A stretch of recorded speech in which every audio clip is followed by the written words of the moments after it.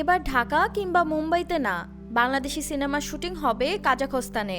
বলছি বহুল প্রতীক্ষিত আফরান নিশোর তৃতীয় সিনেমা দমের কথা। শুধু নিশো নন, চমক দিতে থাকছেন চঞ্চল চৌধুরীও।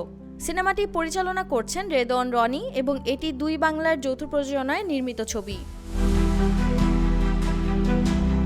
অসুস্থতা কাটিয়ে আবারও রূপালী পর্দায় ফিরছেন আফরান নিশো, আর ফেরা মানেই যেন বড় আয়োজন। মধ্য এশিয়ার রুক্ষ আর ভিন্নধর্মী লোকেশনে শুরু হচ্ছে তার নতুন সিনেমা দমের শুটিং। প্রথমে শুটিং লোকেশন হিসেবে ভাবা হয়েছিল সৌদি আরব ও জর্ডানের কথা, কিন্তু শেষ পর্যন্ত দম টিম বেছে নিয়েছে কাজাখস্তানকেই। বর্তমানে সেখানেই লোকেশন ফাইনালাইজ করেছেন আফরান নিশো।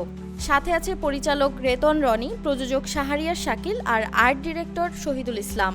রেদওয়ান রনির ফেসবুকে শেয়ার করা এক ছবিতে দেখা গেছে নিশো কাজাখস্তানের লোকেশনে বসে আছেন হাতে স্ক্রিপ্ট নিয়ে। ছবির ক্যাপশনে পরিচালক লিখেছেন, দমের দম পরীক্ষা। সিনেমার গল্প গড়ে উঠেছে সত্য ঘটনার অনুপ্রেরণায়। রনির ভাষায় এটা এক সাধারণ মানুষের অসাধারণভাবে জ্বলে ওঠার গল্প, power of a common man. এই থিম নিয়েই তৈরি হচ্ছে সিনেমাটি। দীর্ঘদিন ধরে এমন গল্প খুঁজেছিলেন তিনি, দর্শকের জীবনেও অনুপ্রেরণা যোগাবে।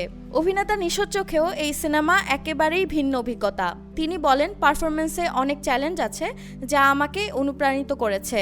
দেশে এরকম সিনেমা আমি আগে করিনি। শুধু নিশো নন, এই সিনেমায় গুরুত্বপূর্ণ চরিত্রে থাকছেন জনপ্রিয় অভিনেতা চঞ্চল চৌধুরীও। তিনি চিত্রনাট্যের প্রশংসা করে বলেছেন, এই ধরনের গল্প নিয়ে আগে কাজ করা হয়নি, খুবই চ্যালেঞ্জিং।